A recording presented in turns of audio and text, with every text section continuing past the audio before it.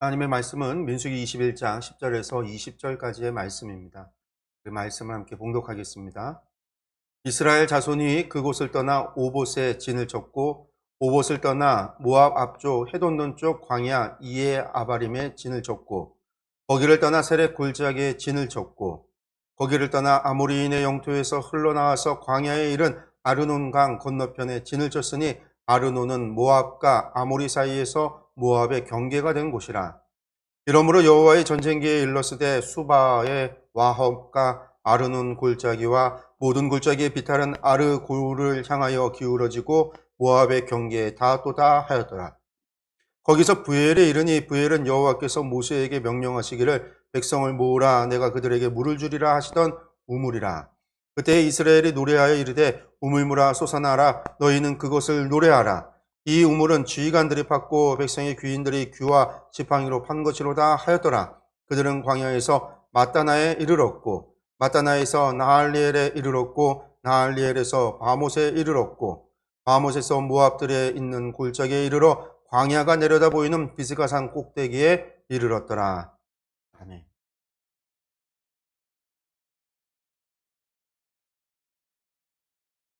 우리가 오전에 나눴던 민수기 21장 10절에서 20절까지의 말씀입니다.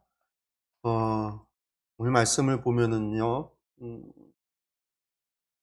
호르산을 떠나서 이제 이스라엘 사람들이 이제 호르마에 머물렀다가 그 호르마에서 전쟁을 해서 승리를 한번 했죠. 그리고 나서 호르마에서 홍해길을 통해서 요단 동편으로 가는 여정에 대한 이야기가 오늘 본문의 말씀입니다. 그래서 어디에 진을 쳤고 어디에 진을 쳤고 어디에 진을 쳤다라는 말씀이 나오기 때문에 우리가 주의 깊게 보지 않는 말씀이기도 합니다. 오늘 말씀에서 나오는 지역을 통해서 이스라엘이 어디로 갔는지 지도를 통해서 잠깐만 보면은요. 앞에 이제 지도를 잠깐 보시면은요. 가데스라고 하는 곳이 여기 지역이에요. 가데스. 신광야 있는 지역 가데스입니다. 가데스 위쪽으로 이제 네게브라고 해서 네게브 광야가 있고 그 위에가 유대 산지가 있죠. 부엘세바가 그 산지 위에 부엘세바가 있고 더 가면 이제 헤르몬이 있고 유다 산지 넘어가면 이제 예루살렘이 있습니다. 그래서 사실은 이제 네게브부터 신광야 바로 위쪽부터는 전부 다 가나안 지역입니다. 가나안 지역. 그리고 여기 이제 가데스 아래쪽으로는 바란 광야라고 그러는데 이 가데스에서 이스라엘 사람들이 처음에는 어디로 가냐면 호르마로 올라갔었어요. 호르마로 올라갔다가 아라산들이 내려와서 전쟁을 해서 한번 승리를 하고요. 여기서 보면 이제 올라가면 사실은 부엘사바로 올라가는 길이 있어요. 가서 족장길로 올라가면 되는데 이리로 안 가고 에돔으로 거쳐서 이쪽으로 가려고 그랬어요. 그래서 이 녹색 길을 따라서 이게 이제 왕의 대로인데 이 녹색 길을 따라서 왕의 대로를 따라 가려고 했는데 에돔이 여기에 있어서 허락을 안 해요. 허락을. 여기 보시면 이제 나사의 남쪽에 살짝 이렇게 나온 강이 세렛강인데 요 세렛강 아래쪽으로 요 지역이 전부 다 에돔입니다. 에돔. 이 에돔 지역 중에 이제 우리가 이제 페트라라고 하는 데가 이제 요르단에 가면 고대 7대 불가사의 가운데 하나는 관광지잖아요. 너무나 유명한. 근데 이거는 이제 에돔 사람들이 만든 건 아니고 에돔 이후에 나바테아인이라고 하는 이 지역에 살던 이제 유목민이 나바테아인인데 나바테아인들이 에돔 지역을 정복을 하고 요 지역에 이제 나바테아인들이 만든 세운 게 페트라입니다. 어쨌든 요 지역이 전부 에돔이에요. 그래서 에돔으로 못 가니까 어디로 가겠어요? 돌아야죠. 홍해길을 따라 갔다는 게 이렇게 돌아서 여기 아카바만이 있는 엘라까지 여기 남쪽까지 내려온 겁니다. 그리고 난 다음에 여기가 아라바 광야예요. 아라바 광야라고 불리우는 데예요. 여기가 이제 미디안 왕국이 있는 미디안 족속들, 미디안 왕국이 나중에 이제 이 지역에 사는데 미디안 족속들이 여기에서뿐만 아니라 여기에서 시내산까지 왔다 갔다 하면서 유목을 했는데 미디안 사람들 여기는 유목을 안 해요. 이쪽 지역은. 이쪽 지역을 안 하는 이유가 여기는 사람이 못 사는 거예요. 우리가 이제 사우디아라비아의 뭐 사막 지역 생각하면 되는데 그런 사막 같은 지역이 이런 지역이에요. 그래서 에돔 사람도 여기서 더 안 나가요. 요 정도까지가 나라. 모압도 요 세렛강부터 시작해서 여기 사해바다 중간 위쪽에 보면 이렇게 강이 하나 이렇게 나와 있는데 요게 이제 아르논 강이에요.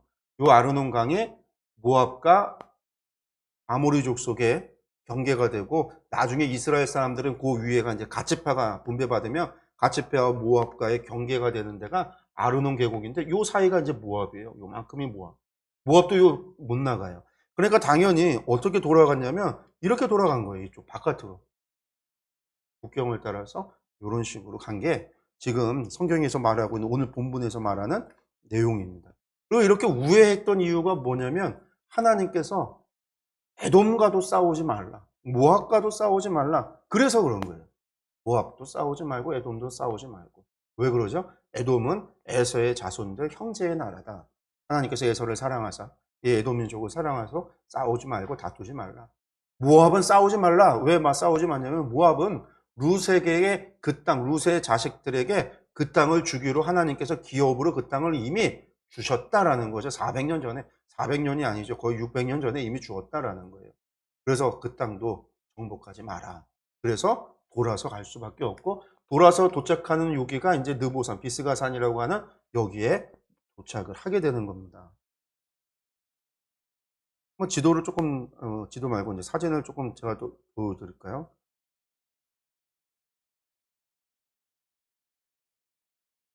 여기가 이제 여기 보시는 여기가 아르논 계곡이라는 겁니다. 아르논. 엄청 위쪽에서 저 아래까지가 뭐 여기 저 아래 내려가면은 계곡이 또 푹 파여 있어요. 이게 이제 엄청난 협곡인 거예요. 이쪽 끝에서 산 위에서 저쪽 끝까지는 뭐 엄청나게 멉니다. 이게 이제 아르논 계곡인데 이 지역을 이렇게 비탈을 내려가도 그 비탈 내려가서 그 아래쪽도 막 협곡으로 쑥 내려가 있어요. 어느 지역은요. 폭이 요 정도밖에 안 하는데 양쪽이 절벽으로 돼서 급류가 흐르는 지역이 아르논 계곡이라는 곳이에요.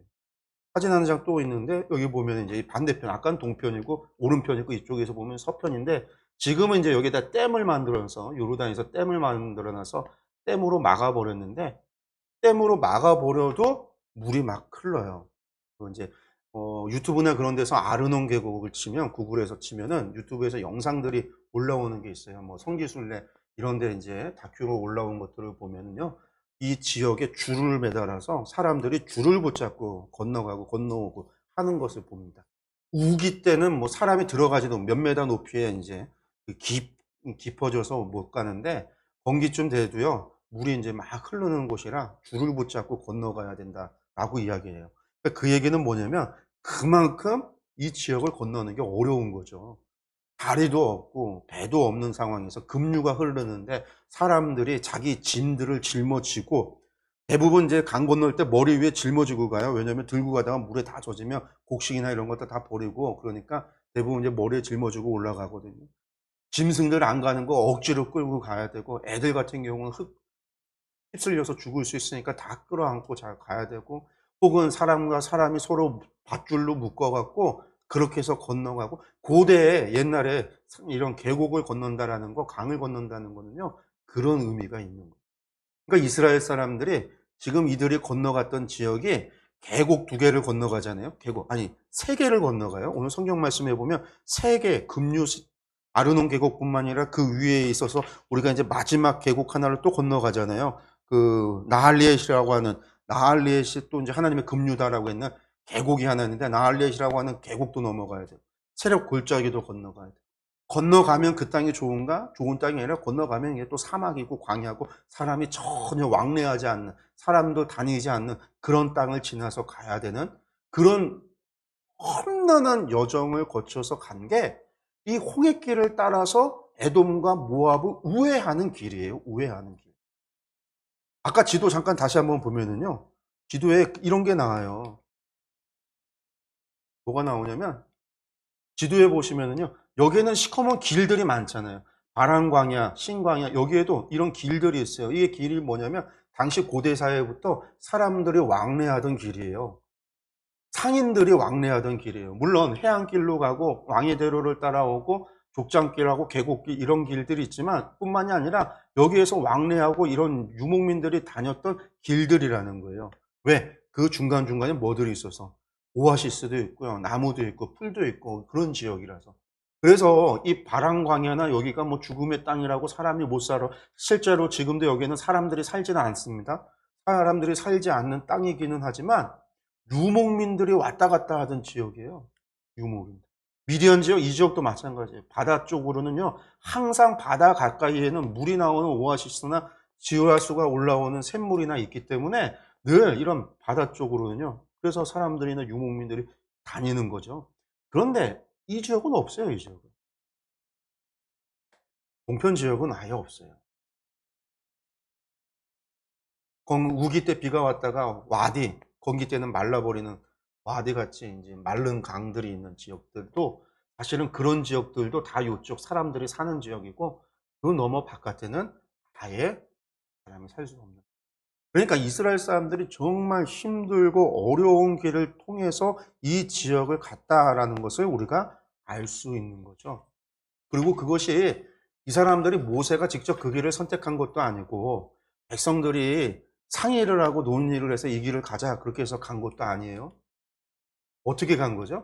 하나님께서 그 길을 가라고 해서 간 거예요. 싸우지 마라. 그래서 하나님께서 이끌어 가시는 거예요. 구름기둥과 불기둥이 계속해서 이스라엘 백성과 함께 가잖아요. 구름기둥과 불기둥이 언제 없어지냐면 만나가 그칠 때 그것도 그치는 거예요. 모압 평지까지 갔다가 이스라엘 사람들이 요단강 건너가면서부터 이제 더 이상 하나님께서 구름기둥과 불기둥으로 인도하시지 않아요. 만나도 내리지 않아요. 끝이에요. 그 전까지는 하나님께서 계속해서 인도하셨다라는. 그래서 인도했다라는 걸 우리가 알 수 있는 것도 부엘이라고 하는 지역에 도착했을 때 하나님 그곳에 물을 주겠다고 해서 그를 데려갔단 말이죠. 그들을. 우리가 이제 상상을 해보면 하나님이 물을 주겠다라고 왜 그러셨을까? 모세에게 이야기하셨을 거 아니에요? 모세가 백성들에게 하나님께서 물을 주신다고 저기에 가면 우물, 부엘이라고 하는 지역이 있는데 우물이 있다. 하나님께서 물을 주신단다. 우리 그거로 갑시다. 그런 이야기를 했을 때는요. 물이 없어지는 상황이 도달했기 때문에 그래요. 그래서 백성들이 이끌고 간 거죠. 네. 오늘 말씀을 보면요. 갔는데 없어요. 물이 없어요. 그 백성들이 어떻게 해요? 바뀌었다고요. 어떻게 바뀌어요? 그전에는 원망하고 불평했을 텐데 세상에 우물을 봤는데 우물이 말라있고 물이 안 나오니까 백성들이 거기서 소리쳐 노래를 해요. 우물아 솟아나라. 물이야 솟아나라. 너희는 노래하라. 그러고 나서 어떻게 해요? 백성과 지도자들이 우물을. 오늘 말씀을 보면은 이제 오전에 얘기 안 드렸지만 뭐라고 이야기하냐면요. 이 우물은 지휘관들이 팠고 백성의 귀인들이 귀와 지팡이로 판 것이로다. 지휘관들이 팠다. 지휘관들만 팠느냐? 아니에요. 지휘관들만 판 거는 아니에요. 지휘관들이 팠고 백성의 귀인들이 지도자들이 귀와 지팡이로 판 거다. 여러분들 귀라고 하는 건 뭐죠? 왕들이 가지고 있는 지팡이, 작은 지팡이를 얘기해요. 규라고 하는 게. 옛날에 홀이라고 되어 있고요. 이게 이제 왕의 권위를 뜻하고 여기 규 끝에는 뭐가 있냐면요. 인장이 있어요. 인장. 그래서 우리가 말하는 이제 인장, 도장을 찍는다, 인을 찍는다라고 할 때 이야기하는 게 인장이에요. 그게 이제 규에 붙어 있어서 왕의 권위, 거기서 도장을 찍어서 왕의 명령이 전달이 되는 게 규거든요. 그 지팡이나 아까 족장들의 권세라고 얘기했잖아요. 아론의 지팡이 때 이미 말씀드렸잖아요. 그러면 그런 지팡이로다가 땅을 팔 수 있느냐? 여러분들 땅 팔 수 없어요. 그걸로. 아니, 물론 이제 요즘 유튜브 보면 저기 동남아인지 어디 사는지 모르는 그 사람들이 밀림 속에서 나무 짝대기 하나 갖다가 땅을 파서 이제 수영장을 만들고 막 건물 만드는 그런 유튜브가 유행을 해서 그런 게 엄청나게 많이 유튜브에 올라오는 걸 본 적이 있는데 그 사람들은 짝대기 하나로다 막 땅을 파서 막 수영장을 만들고 하는데 이게 지금 그거 아니에요. 그걸 얘기가 아니에요. 그러니까 지팡이와 규로다가 팠다라는 얘기는요. 이걸로 명령을 해서 그 권위 아래 백성들이 다 함께 달려들어서 땅을 팠다, 우물을 팠다라는 이야기입니다. 그리고 여기 이제 말씀을 보면 우리가 이제 이런 걸 좀 이제 우리가 좀 생각해야 되는 게 뭐냐면 16절에도 보면 부엘에 이르니 부엘은 여호와께서 모세에게 명령하시기를 백성을 모으라 내가 그들에게 물을 주리라 하시던 우물이라. 18절에 이 우물은 지휘관들이 팠고 그 얘기는 뭐냐면 부엘이라고 하는 뜻이 우물이라고 그랬잖아요. 거기에 우물이 있어서 주리라 했던 우물이 있어서 내가 거기서 물을 주겠다. 그게 아니에요. 왜? 18절에서 그 우물은 누가 팠다고요? 지휘관들과 백성의 귀인들 그 명령과 권세에 따라서 이스라엘 백성이 팠다고요. 그러니까 거기에 우물이 있었어요? 없었어요? 없었어요. 없는 땅에 그들이 우물을 팠고 우물을 파서 그때부터 그 땅을 부엘이라 불렀다라는 거지 처음부터 이 땅이 부엘이라 불렸던 것이 아니에요. 우리가 이제 성경을 읽을 때 그런 게 있어요. 여기가 16절에 부엘이니 거의 부엘에 이르니 부엘은 여호와께서 명령하신, 이게 처음부터 거기가 부엘이 아니라 이름 없는 땅이었을지도 모르고 다른 이름으로 불렸을지 그 땅인데, 그 땅에 가서 우물을 파서 그때부터 그곳을 부엘이라고 불렀고, 민수기를 기록하는 거는 이후에 이 사건이 있을 때 현장에서 기록한 게 아니라 그 뒤에 기록을 하면서 이 땅이 부엘이라고 자기가 쓰면서 썼기 때문에 여기서 이제 말을 하면 원래 부엘이라고 하는 거고, 원래 우물이 있었던 땅에서 그 사람들이 가서 우물을 다시 되팠다라고 생각할 수 있는데, 그게 아니라 아무것도 없는 땅, 원래 이름도 없는 땅, 그 땅에 하나님께서 물 주시겠다고 해서 그곳에 갔고, 백성들은 노래하고 지휘관과 사람들과 합쳐서 땅을 파서 그곳에서 우물을 파서 물이 나왔기 때문에 그때부터 그 땅을 부엘이라고 했다라는 거예요. 오전에 말씀드렸죠. 우물이라고 하는 게 우리나라 우물, 그런 우물이 아니다.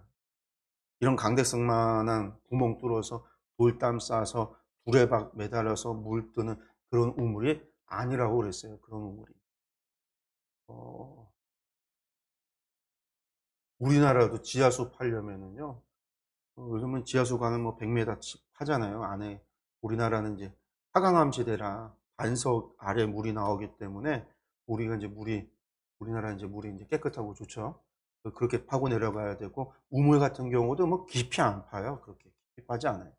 파도 물이 나와서 우물을 이제 우리가 쓰는데, 여기 지역은 그런 지역이 아니에요. 건기 때, 우기 때 비 왔다가 건기 때 싹 마르잖아요. 그 물이 엄청 땅 깊에 들어가서 지하수가 땅 아래에 있고, 그 물이 이제 우물 파게 되면 나오는 건데, 그걸 얻기 위해서는 정말 엄청나게 깊게 파야 돼요. 100m씩 가야 된다. 지금도 이제 갈매산에 가면 무기또인가요? 갈매산인가? 아마 무기또고요. 무기또에 가면은 이제 우물이 있어요. 우물이 어떻게 되어 있는지 아세요? 이쪽에서 들어가면은 저쪽 산 뒤에서 나와요. 우물에 사람이 들어가서 굴처럼 이쪽에서 여기까지 연결돼 있어요. 사람이 들어가서 저쪽으로 나올 수. 왜냐면 그렇게 땅에 파고 들어가서 물이 나오고, 물을 파서 이제 하다 보니까 그래야지 물을 얻을 수 있고. 어떤 지역은요, 지금 가면은 이런 홀이 엄청나게 큰 홀에 옆으로 계단을 만들어 놨어요. 이렇게 우물을 보기 위해서 계단을 타고 빙글빙글 해서 땅 아래 속으로 깊이 들어가야 그 안에서 물을 볼 수가 있어요. 그게 여기 물이에요. 우물이에요. 우물. 우리 같은 그런 우물이 아니라.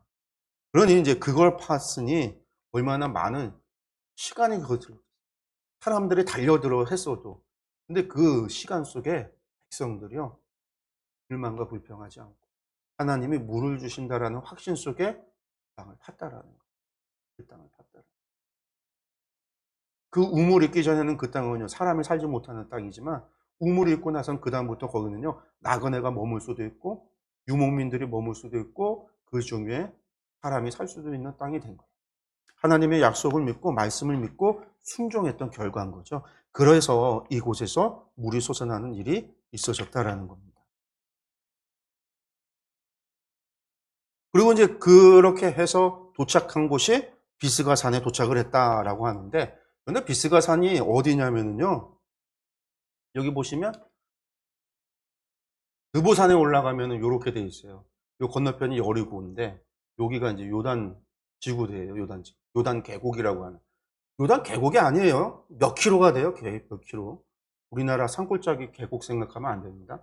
여기 이제 산에 올라가면 여기에 이제 이런 게 있어요. 여기 뒤쪽에는 이제 모세의 놋뱀, 그걸 이제 모양이 된 게 뒤에 있고, 여기에 딱 쓰면은 여기서부터 이제 이쪽으로는 헤브론이고 여기는 예루살렘이고 여기는 여리고고, 방향이 이렇게 돼 있어서 몇 킬로, 거리가 얼마나 떨어져 있는지 표시되어져 있는데, 우리가 이제 성경을 보면 비스가 산에, 오늘은 비스가 산 꼭대기에 도착을 했다라고 되어져 있고, 나중에 보면 모세가 느보산에 올라가서 죽었다라고도 하고, 신명기에 보면 아바람산 느보산, 아바람산에 느보산에 가서 죽었다 이렇게도 나와요. 그래서 도대체가 아바람산에서 죽은 건지 비스가 산에서 죽은 건지 느보산에서 죽은지 몰라요. 성경을 읽으면 우리가 그런 것들 잘 모른단 말이죠.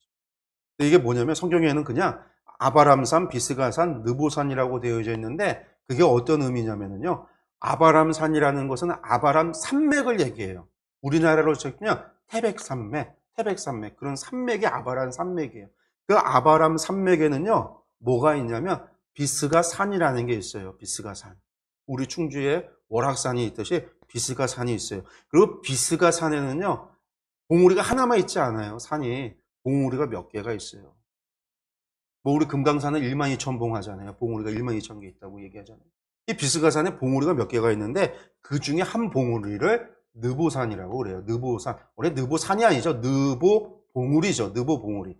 근데 이제 히브리어로는 봉우리라는 말이 없어요. 그냥 다 산이라고. 산맥도 산이라고 하고 산도 산이라고 하고 봉우리도 산이라고 하니까 우리가 이제 기록되어 있는 단어를 보면 이제 다 똑같이 산으로 되어 있으니까 아바림산, 비스가산, 느보산 했는데 사실은 아바람 산맥에 있는 비스가산, 그 비스가산의 느보산, 느보봉우리에서 모세가 돌아가셨다. 죽었다라는 얘기고 여기가 느보산 봉우리예요. 왜냐하면 느보산 봉우리에 딱 쓰면은 건너편이 다 보여요.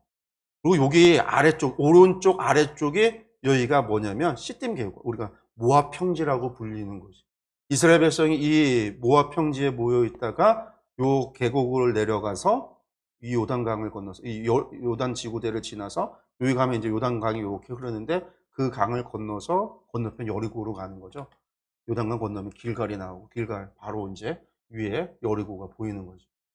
그러니까 모세가 흔히들 이제 여기에서 이스라엘 백성이 전진에 나아가는 것을 보면서 돌아가셨을 것으로 추측을 합니다. 그게 이제 느보산 봉우리예요.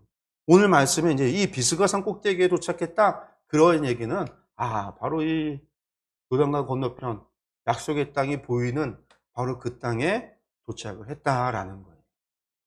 그리고 왜 비스가산 꼭대기냐? 이 사람들이 지금 어디를 타고 왔어요? 요단 동편에 산을 타고 계속 왔단 말이에요. 광야를 지나서 상을 타서 그래서 넘어오는 게 이 비스가산으로 와서 거기서 내려가야 이제 모압 평지예요. 여기서 내려가야 모압 평지니까 산 꼭대기에 도착을 했다라는 거. 그래서 이제 오늘 말씀에 나오는 지금 이 민수기 21장 10절에서 20절까지 이야기에 나오는 것들이 정말 이스라엘 사람들에게 있어서는요. 지난 38년 동안 다녔던 바람 광야, 신광야, 그리고 이제 신광야, 신의 산에 있었던 그 광야, 거기보다도 더 힘들고 어려운 지역, 산 넘고 물 건너고 광야를 건너고 사막을 지나고 하는 그런 엄청난 어려움, 38년 동안 겪었던 것을 그냥 집약해서 한두 달, 어쩌면 한 달 정도? 사실은 걸어서 가면 한 달에도 충분히 가는데 그렇게 집약을 해서 한 번에 다 경험을 한 거예요. 그러니 그 길이 쉬운 길이 아니에요. 엄청나게 힘들어요. 그런데 이스라엘 사람들이 그 어려운 길을 가면서도 해냈다라는 거예요. 이제는 더 이상 힘들다고 원망하고 힘들다고 불평하고 물이 없다고 원망하고 먹을 것이 없어서 불평하는 사람들이 아니라 우리가 이제 이 부엘에 와서 이 사람들이 하나님 앞에 이렇게 노래를 부르고 땅을 팔 수 있었던 이유 다른 게 아니라 하나님을 향한 신뢰와 믿음이 생겨났기 때문에. 우리가 이제 사도행전을 보면 빌립보에 사도 바울이 도착을 했을 때 어떤 일이 벌어지냐면 빌립보에서 사도 바울께서 복음을 전하는데 한 귀신 들린 여자가, 이 여자가 점치는 여자예요. 우리 식으로 얘기하면 무당이에요, 무당. 이 무당이 와서 자꾸만 뒤에서 따라다니면서 소리를 쳐요. 근데 이 무당은 주인이 있는 무당이에요. 그러니까 종인 거죠. 주인이 있고 이 여자는 종이에요. 그러면서 귀신 들려서 점을 치면서 돈을 받고 점을 치고 그 돈을 주인에게 주던 사람인데 이 여인이 자꾸만 사도 바울을 쫓아가면서 소리치니까 사도 바울께서 이 여인의 귀신을 쫓아버려요. 그러니까 이 여자가 귀신이 떠나고 나니까 난리가 난 거죠. 왜 난리가 났어요? 더 이상 무당짓거리를 못하, 점을 못 쳐요. 그러니까 주인 입장에서는요. 이거 지금 생계수단이 날아갔잖아요. 수입을 얻을 수 있는 수단이 날아갔으니까 사도 바울을 갖다가 로마에 고소를 해서 감옥에 가둬버립니다. 그래서 바울과 신라가, 사도 바울과 사도 신라가 감옥에 갇혔어요. 옥에 갇혔습니다. 옥에 갇혔다라는 건요, 여러분들 그냥 체포돼서 우리나라식으로 여러분들 뭐 미란다 원칙 외치면서 경찰이 와서 수갑 채우고 이렇게 인격적으로 데리고 와서 데리고 가서 감옥에 유치장에 넣어놓고 밥도 주고 뭐 국밥도 주고 이런 게 아니에요. 당시에는요. 체포된다라는 거는요.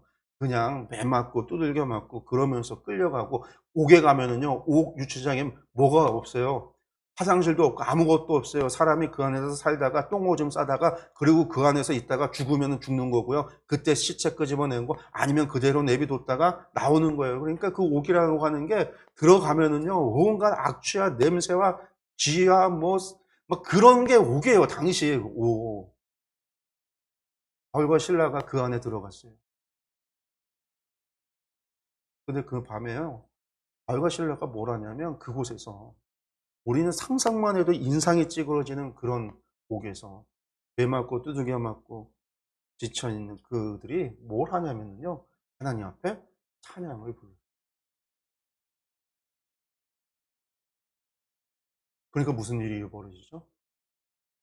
지진이 땅이 흔들리고 옥문이 열려요. 간수가 옥문이 열리는 걸 자다가 놀래가고 깨서 보니까 옥문이 열린 거 보고 이 죄수들이 다 도망갔을 거다. 그럼 이제 자신은 대신 죄수들을 갖다가 보지 못하고 지키지 못했다고 해서 이제 큰일 났다고 해서 울고 있는데 사도 바울이 그를 갖다가 위로하죠. 우리 아직 여기 있다. 그래서 이제 그 간수가 빌립보에서 바울 사도를 통해서 복음을 믿는 빌립보 교회의 성도가 돼요. 루기아 최초의 성도, 그 다음에 이 간수. 그래서 이제 루디아하고 이제 간수 집이 이 사람들이 빌립보 교회 시작이 되는 거죠. 그 상황에서 어떻게 찬양을 부를 수 있었을까? 우리는 과연 그 상황에서 찬양을 부를 수 있을까? 사도 바울과 실라가 그 상황에서도 하나님을 찬양할 수 있었던 것은 다른 게 아니에요. 하나님을 향한 믿음이 있었던 거죠. 로마 사회 시대 때 이스라엘, 그러니까 기독교인들을 향한 박해가 언제 최초에 있었냐면, 뭐, 최초라고 하기는 그렇지만, 로마 황제에 의해서, 집단, 아주 기독교인 박해가 심하게 된 게 네로 황제 때였잖아요. 네로 황제가 로마 대화제 사건 다음에, 백성들이, 로마 제국이라는 게 그래요. 로마 제국이 황제가 있는데도 백성들의 이제 인기를 얻지 못하면 황제가 쫓겨날 수도 있죠. 자기 정치 생명이 마치 오늘날의 민주주의 국가처럼 그런 특징이 로마 제국 안에 있었단 말이에요. 그래서 백성들의 원망을 되돌리기 위해서 자신을 향해 또 원망을 되돌리기 위해서 기독교인들이 불질렀다고 해서 이제 기독교인들을 박해를 하잖아요. 얼마나 많은 사람들이 죽이냐면 사실 로마 제국 전체에서 이루어진 박해가 아니라 로마 이탈리아 반도 그 로마 도시라고 하는 그 지역에 국한됐던 박해였어요. 왜? 거기 있던 사람들이 불질렀다고 이야기를 했으니까. 요 사람들이 무슨 황제 숭배를 안 해서가 아니라 불질렀다라는 이유로 이 사람들을 갖다가 이제 박해를 한 거기 때문에 거기에 있었던 사람들을 박해를 하는데 얼마나 심했냐면 사람들을 잡아다가 이제 사자밥으로도 주고 불에 나무에 묶어서 불에 태워 죽이기도 하고 또 검투사 그런 데 내보내서 죽이기도 하고 그리고 낮에 밤에는요 로마 제국 로마 그 도시 안에 가로등 군데군데 골목마다 길마다 나무에다가 사람 기독교인들을 묶어서 나무에다가 박아 놓은 다음에요. 밤마다 그 사람들을 불로 태워서 죽인 거예요. 그 사람들이 불타면서 그걸 가로등 삼아서 도시를 비추었단 말이에요. 그게 이제 네로가 행했던 일이에요. 그리고 이제 도미티아누스 황제, 네로 황제가 이제 64년, 65년 그때 이제 죽고요. 그때 이제 그런 박해가 있었던 거고 64, 65, 66년 뭐 이때 박해가 있었던 거고 도미티아누스 황제라고 하는 사람이 이제 90년경에 30년 뒤에 황제가 된 사람이 있는데 이 사람이 이제 그때부터 이제 황제 숭배를 강조를 했어요. 황제 숭배를 해라. 안 했다? 이제 그때 이제 기독교인들이 안 한다고 하니까 기독교인들을 불법 종교 저것들 다 죽여라. 그렇게 된 거죠. 도미티아누스 황제가. 그래서 이제 도미티아누스 황제 때 또 기독교인들 잡아다가 이제 죽이는 일들이 벌어져요. 근데요, 기독교인들이 어떤 사람들이요, 어떤 일들이 벌어지냐면 잡아다가 불에 나무에 묶어서 그 사람들을 태워 죽이는데 이 사람들이 죽어가면서 찬양을 부르면서 죽는 거예요. 마치 스데반이 돌에 맞아 죽으면서도 그의 얼굴에 보좌에 앉으신 하나님을 바라보면서 그가 아주 천사와 같은 표정으로 그렇게 죽어가듯이 기독교인들이 그렇게 죽어갔단 말이에요. 그러니까 로마 제국 사람들이 그 기독교인들을 죽이는 걸 구경하기 위해서 모였던 그 콜로세움의 구경꾼들이 그걸 보면 충격을 받는 거예요. 저들이 믿는 신은 도대체 누구길래? 어떤 신이길래? 저들은 도대체 어떤 신이 그들과 함께 하길래 저 죽음이라는 끔찍한 고통 속에서 찬양을 할 수 있을까? 로마 제국에 엄청난 충격으로 와요. 이런 일이 일어날 수 있는 이유는 무엇이냐? 하나님을 향한 믿음 때문이라는 거예요. 하나님을 향한 믿음과 신뢰가 있었기 때문에. 주님 다시 오신다라고 하는 그때 초대교회 교인들의 순교는 주님 곧 오시고 이 땅을 요한계시록의 말씀 그대로 하나님께서 그들을 갖다 심판하고 하나님께서 그들을 갖다가 천국으로 새 하늘과 새 땅 새 예루살렘으로 하나님께서 인도로 가신다라고 하는 것을 대한 믿음과 확신이 있었기 때문에 믿음이 있었기 때문에 그런 맞아요. 우리가 믿음이 있으면은요 결코 환경에 지배받지 않아요. 하나님께서 우리를 환경에 지배받도록 창조하시지 않았어요. 세상 환경에. 그렇잖아요. 하나님 우리를 창조하신 다음에 어떤 복을 주셨냐면요. 세상 모든 것을 정복하고 다스리도록 주셨지 그 세상의 자연 환경으로부터 지배받으라고 주지 않았다고. 근데 우리는 죄가 들어오고 나서 환경의 지배를 받아요. 천둥이 치면 무서워요. 무서우니까 천둥이 숭배해요. 숭배가 나중에는 모양을 갖게 되면 우상이 되는 거예요. 바다가 무섭단 말이에요. 바다가 무서우니까 바다에 신을 만들었어요. 하늘이 무서우니 하늘의 신을 만들어요. 비가 오지 않는 것이 두려우니까 비의 신을 만들어요. 환경에 지배받기 시작해요. 근데 우리는 하나님께서 우리로 하여금 세상의 환경을 지배하도록 그것을 다스리도록 그것들을 컨트롤한다라는 게 그걸 뭐 자연을 조작한다는 얘기가 아니라 지배받지 않도록 했어요. 실제로 그래요. 우리 어떤 사람은요. 여기 뒤에 남산만 올라가는 것도 힘들어 죽겠는 사람이 있는데요. 어떤 사람은요. 저 에베레스트 산 그 높은 산을요. 올라가는 사람이 있어요. 기뻐하고 즐거워서 올라가는 거예요.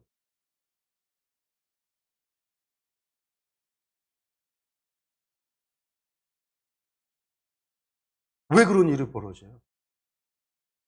우리가 그렇게 창조되어졌기 때문에 그래요. 우리 안에. 근데 우리가 자꾸만 환경의 지배. 이스라엘 민족이요. 환경의 지배를 받았어요. 그러니까 어렵기만 하고 힘들기만 하면요. 불평하고 원망을 했단 말이에요. 그런 것들에 사로잡혀서 나의 환경에 사로잡혀서 불평하고 원망했단 말이에요. 그리고 불평과 원망이 나중에 어떻게 되죠? 원망은요. 하면 할수록 커진단 말이에요. 우리도 어떤 일이 걸려서 일이 일어나서요.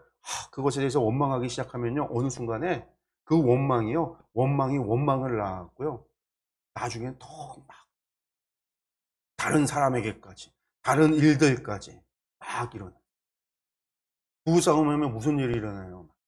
싸우고 나서 막 원망하잖아요. 상대를 원망하죠. 그러다 보면요. 이 문제는요. 아무것도 아닌 작은 거였어요.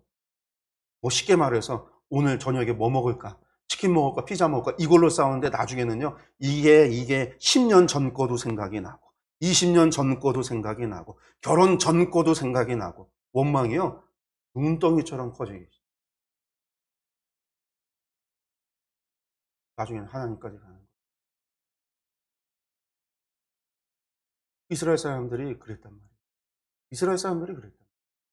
환경의 지배를 받을 때는 그들이 그랬단 말이에요. 물이 없어서 불평했는데 나중에는 불평이 커지고 커지자 그들을 인도했던 모세를 향해서 나중에는 아예 우리를 인도하셔 하나님을 향해서 커졌다. 그런데 그들이 믿음을 갖고 하나님을 믿고 하나님을 신뢰하게 되자 어떻게 바뀌었어요? 환경을 지배하기 시작했다. 지난 세월 38년 동안 걸었던 광야보다도 더 힘들고 더 괴로운 날들인데 그들은 그 길을 감사함으로 갔다고요. 노래하며 갔다고요. 지금까지 물은 하나님 물이 없습니다 하면은요 모세가 가서 반석에 명하여 물이 쏟아났단 말이에요. 무리바에서도 그랬어요. 그전에도 그랬단 말이에요. 모세가 치면은 반석에서 물이 솟아났단 말이에요. 근데 왜 우리가 지금 땅을 파고 있고 왜 우물을 파고 있고 이렇게 이야기하지 않았어요. 물 주신다고 했으니까 그들은 노래하며 찬양하며 땅을 팠다라는 거예요. 지금 당장 목 마른데 땅을 팠다라는 거예요. 환경에 네 맞아. 하나님을 믿고 하나님을 신뢰하게 되자 환경에 지배받지 않게 환경을 극복하기 시작했어요. 환경을 이겨내기 시작했어요. 환경 위에서 상황 위에서 문제 위에서 그들이 하나님을 바라보기 시작한 거예요. 하나님을 신뢰하기 시작한 거죠. 그래서 하나님께 향하여 찬양할 수 있게 된 거죠. 하나님의 말씀에 순종할 수 있게 됩니다.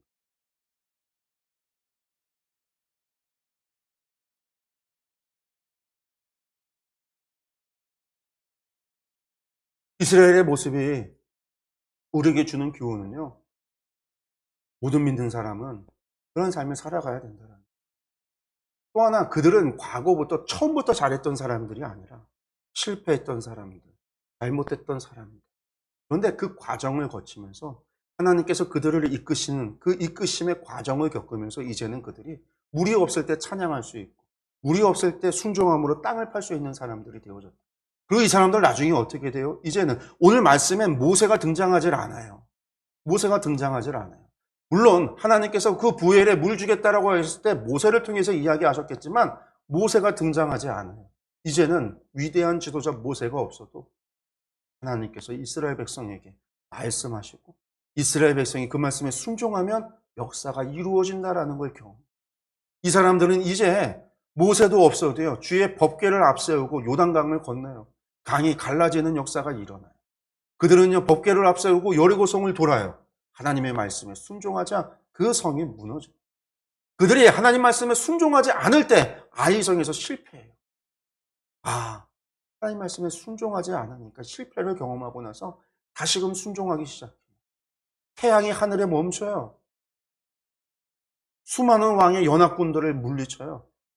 하나님께서 이스라엘 백성들, 그들이 하나님을 신뢰하고 믿기 시작하고 그 말씀에 순종하자 이루어졌던 놀라운 역사예요.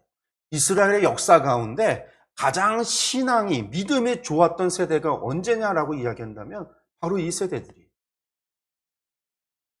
하나님 말씀에 순종합니다. 그것을 통해서 하나님의 나라를 만들어가요. 근데 이 사람들이 처음부터 아니었다라는 거죠. 처음에는 정말 우리가 봐도 이거는 정말 아니다 싶었던 그런 사람들이었어요.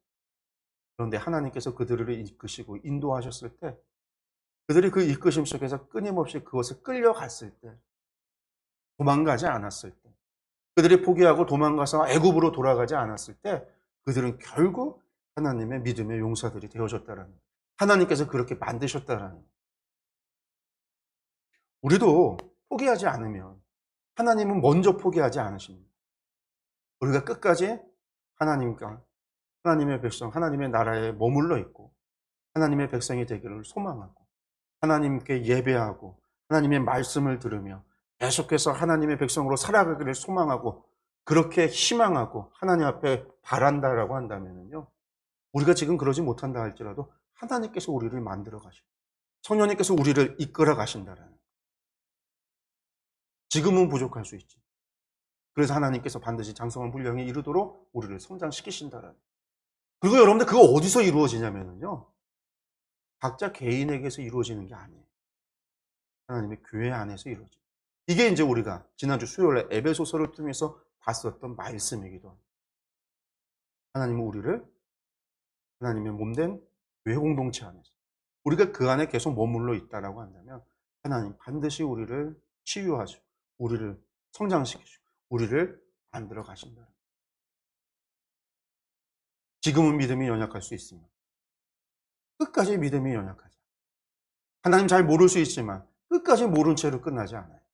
하나님께서, 성령님께서 결코 우리를 포기하지 않고 우리를 만들어. 환경을 바라보고 환경에 지배받지 마시기 바랍니다. 믿음이 없어도요, 하나님 말씀 보고 하나님을 바라보고 환경을 바라보는 게 아니라 내 문제를 바라보는 게 아니라 내 상황을 보는 게 아니라 늘 언제나 우리의 시선이 하나님께로 고정되어 있기를 소망합니다.